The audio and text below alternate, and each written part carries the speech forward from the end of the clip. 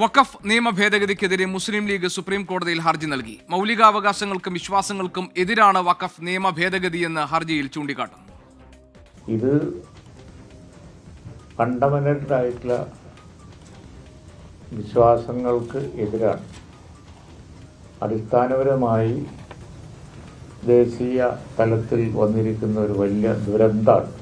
സമൂഹത്തിൻ്റെ പൊതു നന്മക്ക് വേണ്ടി ദാനം ചെയ്യാൻ പാടില്ല എന്നാണ് അർത്ഥം. അതിന് പലതരം കണ്ടീഷൻ, ഒരാൾ വിശ്വാസിയാണ് എന്നുള്ളതിന് തെളിവ് കൊണ്ടെണ്ണം തുടങ്ങി പലതരം കണ്ടീഷൻസ് ആണ് ഇപ്പോൾ പാസ്സാക്കിപ്പെട്ട നിയമത്തിൽ ഉള്ളത്.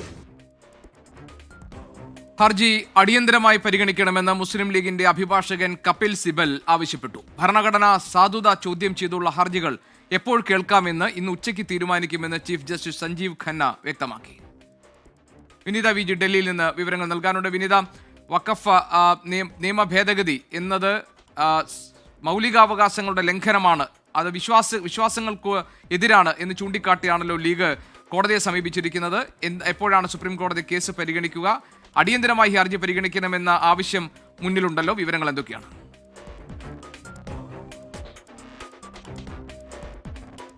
തീർച്ചയായും ജിക്ക് സൂചിപ്പിച്ചതുപോലെ ഈ വിഷയം അടിയന്തരമായി പരിഗണിക്കണമെന്ന് തന്നെയാണ് ആവശ്യപ്പെട്ടിരിക്കുന്നത്. ലീഗിന്റെ അഭിഭാഷകനായ മുതിർന്ന അഭിഭാഷകൻ കപിൽ സിബൽ ഇക്കാര്യം കോടതിയിൽ മെൻഷൻ ചെയ്തിട്ടുണ്ട്.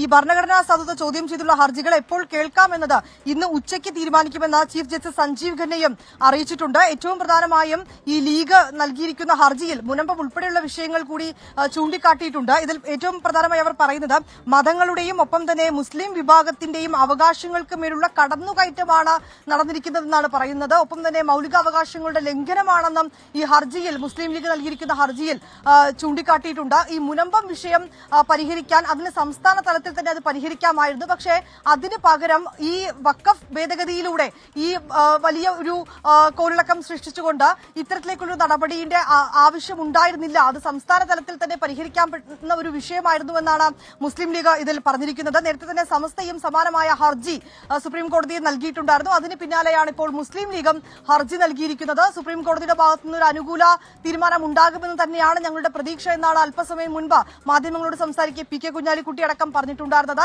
മത മൌലിക അവകാശങ്ങൾക്ക് മേലുള്ള കടന്നുകയറ്റമാണെന്നാണ് ഈ ഹർജിയിൽ ചൂണ്ടിക്കാട്ടിയിരിക്കുന്നത്. ഒപ്പം തന്നെ മുനമ്പടക്കമുള്ള വിഷയങ്ങളും ഹർജിയിൽ സൂചിപ്പിച്ചിട്ടുണ്ട്. ഈ കേസ് എപ്പോൾ കേൾക്കാമെന്ന് അടക്കമുള്ള കാര്യങ്ങൾ ഒരുപക്ഷെ ഇന്ന് ഉച്ചയോടുകൂടി ഇത് നമുക്ക് അറിയാൻ കഴിയുമെന്നാണ് മനസ്സിലാക്കാൻ കഴിയുന്നത്.